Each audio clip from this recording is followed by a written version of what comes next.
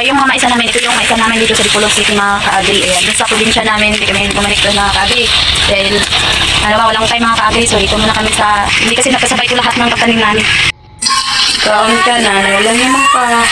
Anagun, ay di naman anagun na.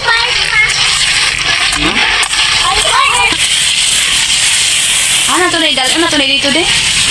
Dalo na dito. Anak, atong sanggion anak.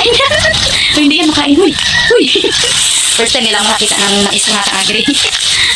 Kawawa na yung batang to. First time lang makita yung mais nga ka-agri. Yung tintit yung batang to. Uy, first time niya. Yung binalatan niya. Sobrang laki. Natin mamaya. Tingnan niyo. Ha? Oo ka na. Wala na. Ang tagay.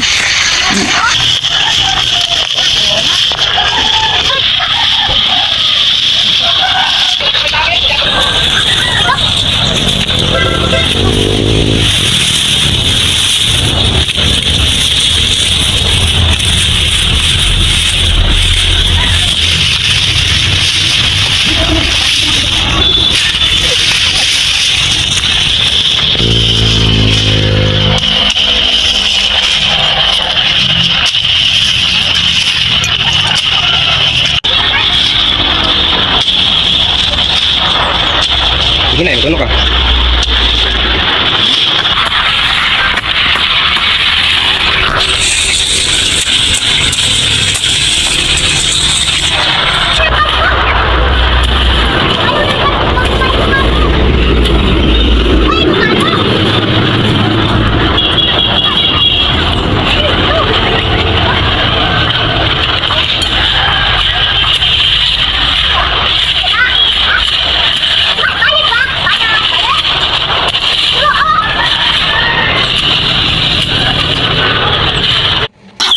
Ayan na po yung mga mais namin. Hindi pa kami natapos, guys. Ayan.